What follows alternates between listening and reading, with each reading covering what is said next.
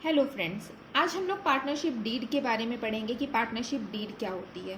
तो पहले मैं बता दूं आपको कि पार्टनरशिप डीड एक तरह का सहमति पत्र होता है जिसमें सारे टर्म्स एंड कंडीशन पार्टनरशिप से रिलेटेड लिखे हुए होते हैं।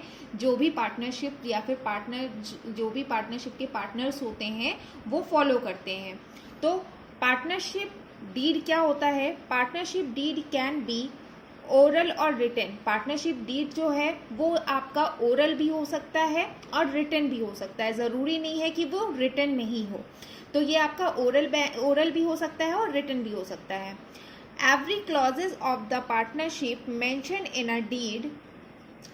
अ deed for example firm name, retirement, admission, profit sharing ratio, interest on capital and drawing etcetera.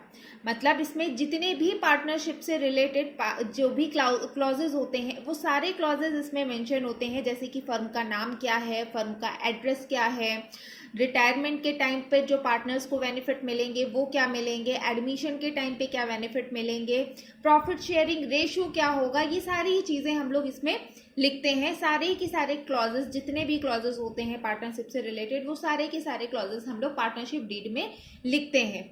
Partnership deed जो होता है ये बनाना आपका कंपलसरी नहीं होता है, इसको ज़रूरी नहीं है कि पार्टनरशिप में बनाया जाए, लेकिन अगर आप बनाते हो तो ये आपके लिए ही बेनिफिशियल है, आपके ही काम आएगा। अगर कोई भी डिस्प्यूट होता है या कुछ भी होता है तो उस टाइम पर हम लोग पार्टनरशिप डीड का यूज़ कर सकते हैं अपने डिस्प्यूट को ख़त्म करने के लिए।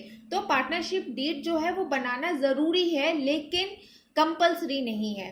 तो कुछ ऐसा भी होता है कि कुछ पार्टनरशिप फर्म जो होती हैं वो पार्टनरशिप डीड को नहीं बनाती हैं। तो जो पार्टनरशिप डीड को नहीं बनाती हैं उस समय वो लोग क्या क्या शर्तें मानते हैं, क्या क्या चीज़ें, क्या क्या रूल्स जो होते हैं पार्टनरशिप एक्ट के, वो क्या क्या मानते हैं।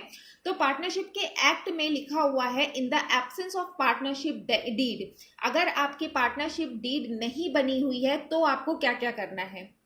तो इसके कुछ जो है रूल्स होते हैं, वो क्या क्या होते हैं।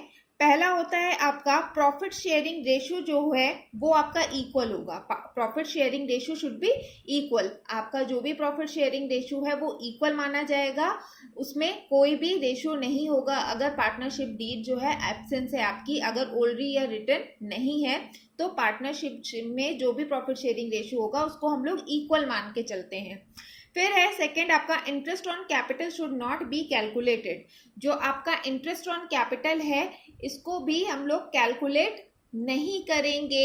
अगर पार्टनरशिप डीड नहीं है तो कोई भी इंटरेस्ट पे नहीं किया जाएगा कैपिटल पे। जो भी कैपिटल पार्टनर्स के द्वारा लगाई गई है उस पर कोई भी इंटरेस्ट कैलकुलेट नहीं किया जाएगा।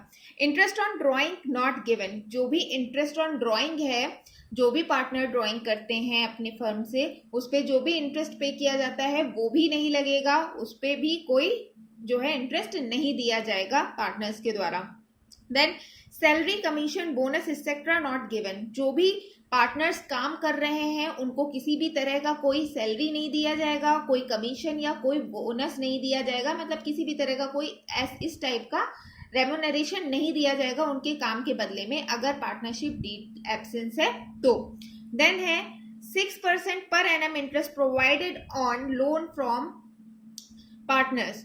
अगर पार्टनर्स से लोन ले रहे हैं फर्म, अगर कोई भी लोन पार्टनर से ले रही है तो उस पर जो इंटरेस्ट उसको प्रोवाइड करेगी वो 6% पर एनम के हिसाब से इंटरेस्ट प्रोवाइड करेगी। तो ये कुछ शर्तें थी जो पार्टनरशिप डीड के एब्सेंस होने पे हम लोग पूरी करते हैं। मतलब हर एक पार्टनरशिप फर्म को ये मानना पड़ता है अगर कोई उन्होंने पार्टनरशिप डीड नहीं बनाई हुई है। अगर पार्टनरशिप डीड बनी हुई है तो हम लोग जो भी उसमें लिखा हुआ होता है उसी के अकॉर्डिंग कैलकुलेशन करते हैं हर एक चीज का। तो ये था आज का हमारा वीडियो। तो कैसा लगा आपको वीडियो? अगर अच्छा लगा हो तो प्लीज लाइक एंड सब्सक्राइब जरूर करें। Thank you.